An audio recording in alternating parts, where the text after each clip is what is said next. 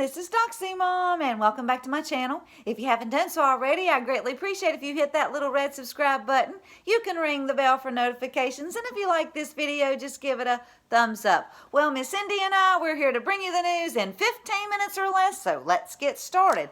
Now, first, I hope everybody has adjusted to the new time change.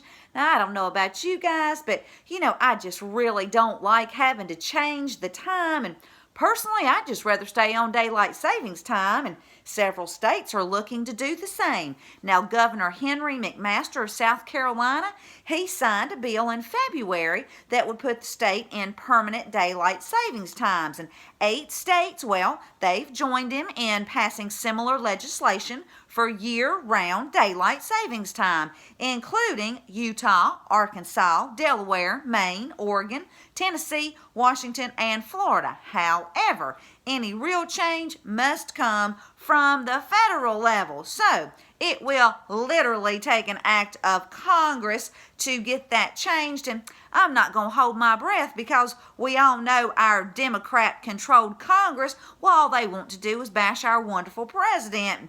Anyway, I'll leave a link for you.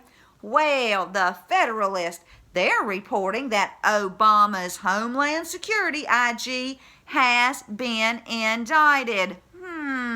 Former Inspector General Charles Edwards and his aide Murali Venkata were indicted Friday on charges of stealing government property to defraud the U.S. government.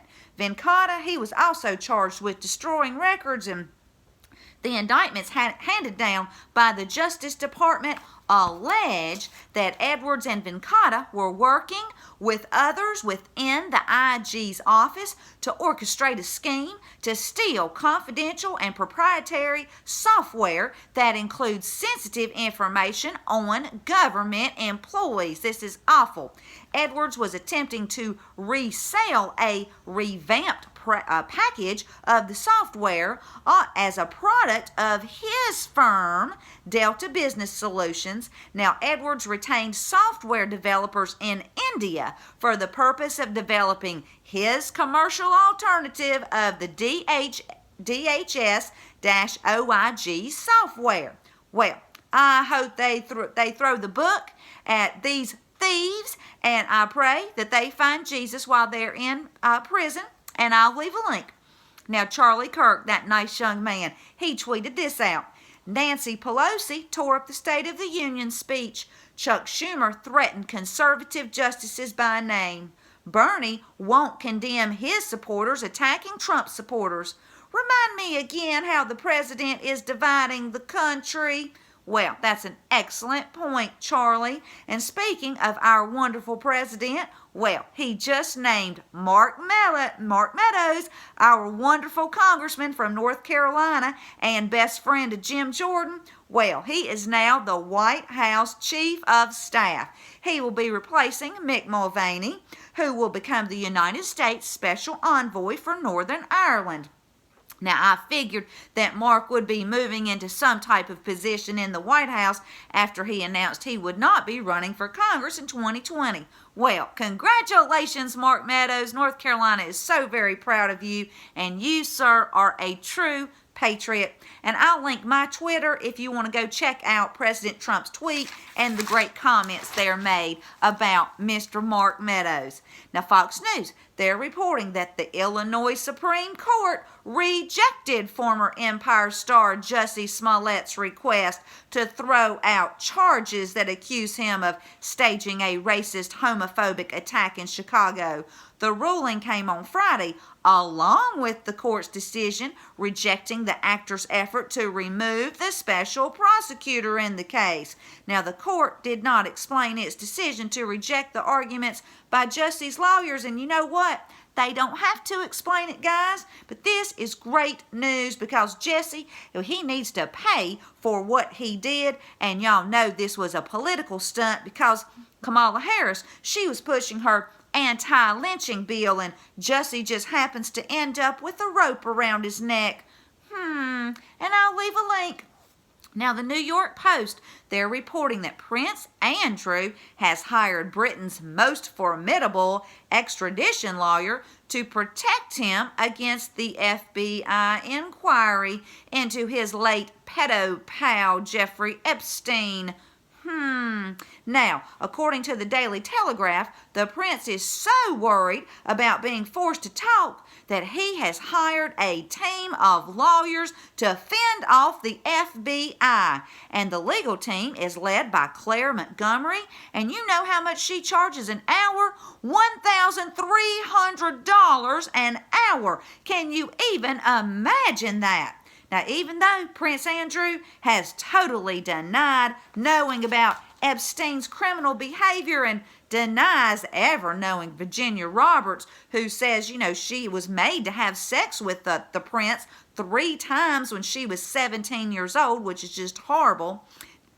Now, I reported last week about the woman who stepped on Prince Andrew's foot while the prince was dancing with Virginia and Buckingham Palace. Well, they told the Sun that they don't represent Andrew since he's no longer a working royal because Andrew was forced to step down from his royal duties last November over his disastrous attempt to justify his ongoing friendship with Epstein even after he was convicted of sex crimes. So it seems that Prince Andrew is pretty scared, and he should be, and time will tell what $1,300 an hour buys him.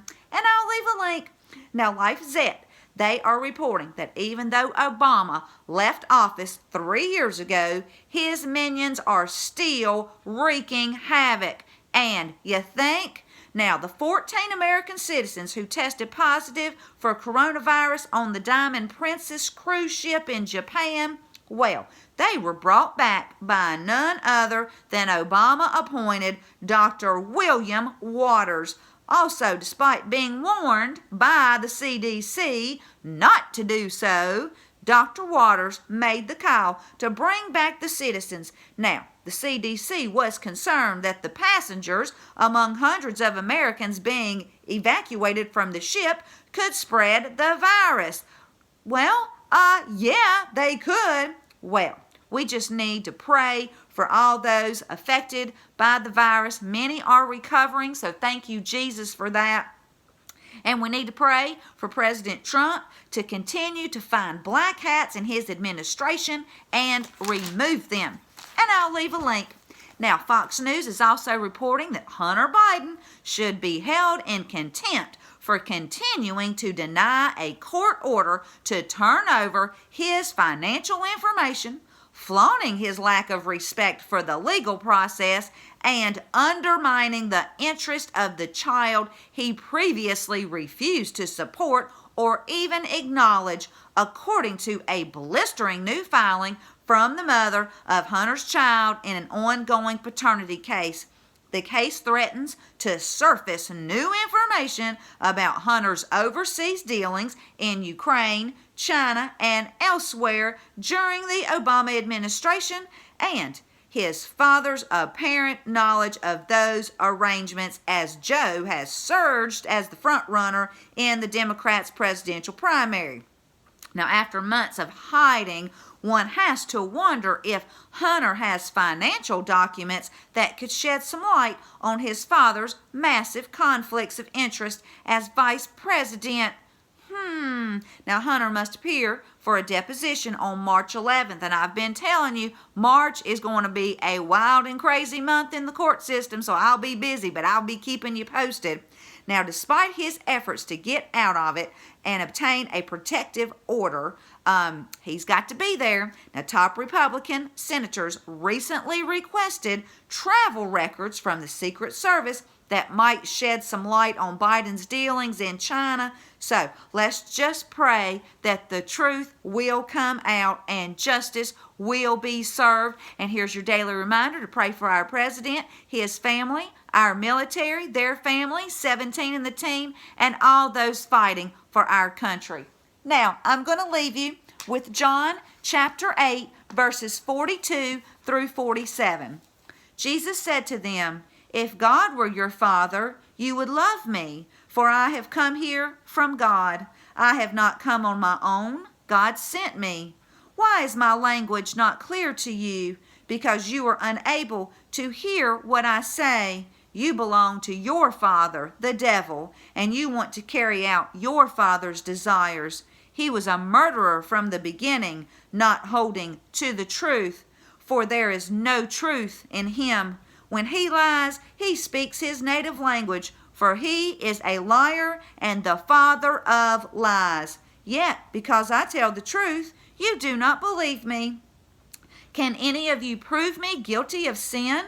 If I am telling the truth, why don't you believe me? Whoever belongs to God hears what God says. The reason you do not hear is that you do not belong to God. Well, if you like this video, please give it a thumbs up. Thank you so much for tuning in. Please share my content. It's free. And until next time, this is Doxie Mom, and God bless you all.